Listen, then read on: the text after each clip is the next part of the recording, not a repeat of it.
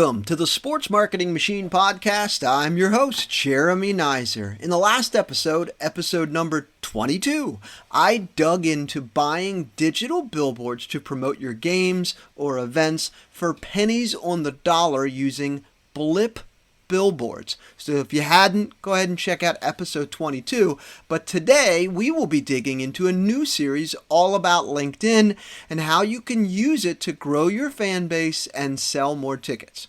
Before I get started, do me a favor. Please leave a rating or review on your favorite channel where you listen to this podcast. Could be Apple Podcasts, could be Spotify, could be somewhere else. Leaving me a positive review means the world to me, but more importantly, it increases the reach of the podcast so it can help other sports marketers just like you.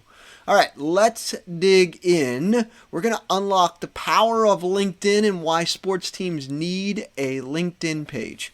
LinkedIn has 900 million users worldwide. 310 million are monthly active users. These stats come from Hootsuite.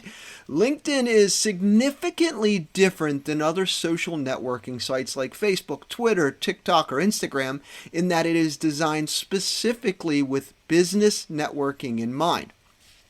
Before I continue on here, what I'm not telling you to do is to start spamming people about buying tickets. I am encouraging you to create a page for your team or your athletics department so that you can promote content to an audience that has a higher value buying decisions. Here's what I mean. One of the key stats shared from Hootsuite's report is that LinkedIn is a great choice for teams, especially when it comes to selling tickets, as 4 out of 5 people on LinkedIn drive business decisions. The platform's chief selling point for marketers like you and me is you have the ability to target an audience by their job, not just their demographics. That's a little bit different than other social media platforms. So you can reach people who make buying decisions. Let me explain this a little bit more. LinkedIn has CEOs, VPs, marketing directors on there who make decisions related to sponsorships and partnerships. LinkedIn also has human resources leaders, office managers, the people who make decisions related to company parties and group outings.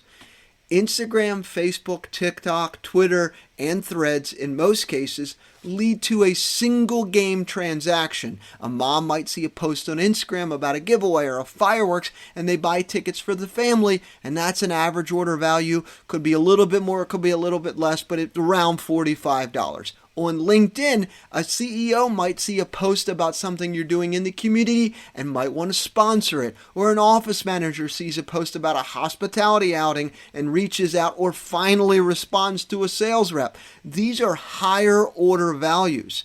So that's why LinkedIn is such a great spot for you to be able to post content, as you have the chance to be able to sell or recognize a sponsor on there, or sell or recognize someone who's interested in doing hospitality outings, or even help encourage your sales team so that that person actually responds when your sales rep's reaching out to an office manager about organizing a group outing. So if you have not already done so, I want you to build out your company page on LinkedIn. Don't worry, it's not overwhelming. It's just a few steps. I'm going to put a link in the show notes. The link is going to be from LinkedIn, and it's step-by-step instructions of here's how you do it. All right, so once you get it built, here are the 4 content types you absolutely should post on LinkedIn. Announcements. You're announcing new sponsorships, new coaches, new hires. You're announcing promotions of employees, new student athletes. Any press release type content, those are great announcements as well.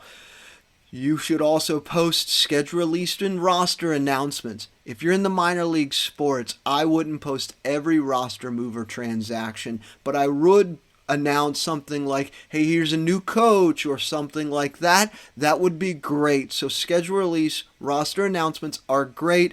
Minor league sports, don't post every roster move and transaction. That's going to be a little overwhelming.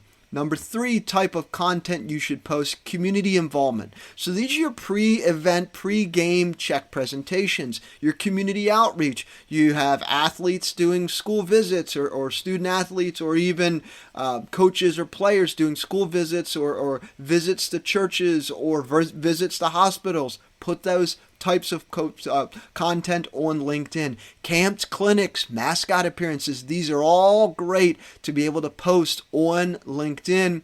Number 4, job and internship opportunities. This is a great place for you to be able to share job openings, internship opportunities. There's a link actually on there that just says jobs, and you can actually post up every single job or internship opportunity that you have. It's also great too if you have a job fair. That's another great avenue for you to be able to post about job fairs and tag people or share it on there, and folks will be able to have it. Oh, the 5th type of content that you should be able to post on there is infographics. These are a great way to show stats about some things that you want to highlight.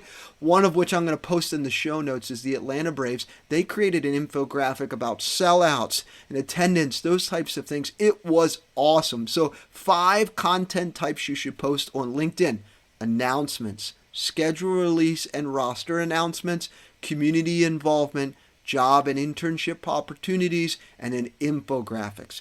Do not post game day graphics like starting lineups, final score, game updates, those types of things. They just simply don't work on LinkedIn. There's lots of great opportunities here to dig into a lot more when we talk about growing your fan base and selling more tickets on LinkedIn. There's some strategies, but the big piece here is we don't want you to be spammy. I want you to post content that is more business oriented, like your announcements, your schedule release, roster announcement. Those things are fine. Community involvement's great. Job, internship opportunities, and those infographics. Those are awesome. All right, at the end of each episode, I give you a plan of action. These are the main takeaways that you can immediately implement to grow your fan base and sell more tickets. Create a LinkedIn page for your athletics department as a whole. If you're Arizona State Athletics, this would be for your entire department. Or if you're University of Pacific Athletics, create one for your entire athletics department.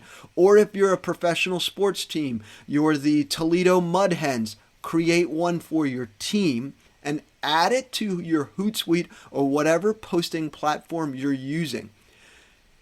Tip number 2, or plan of action number 2, share 2 posts a month. This is the bare minimum. I don't want you to post a bunch of different times like you're doing to all of your other channels. I'm trying not to give you more on your plate, but I'm also giving you an opportunity to be able to help your sales team, help your sponsorships team, but also help get more folks aware of what's happening with your team. So 2 posts a month, bare minimum, add it to your Hootsuite. And number 3, share these types of content: announcements, community involvement, job opportunities, infographics.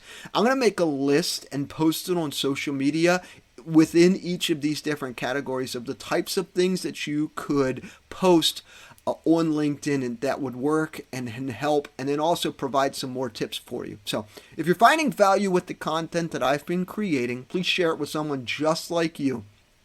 Someone who's working in sports, trying to grow their fan base and get more fans to games. If you're not sure where to start or just need some additional support, head on over to sportsmarketingmachine.com and schedule a call. My job, I'm here to help supercharge your marketing team so that they can grow your fan base and sell more tickets. Until next time.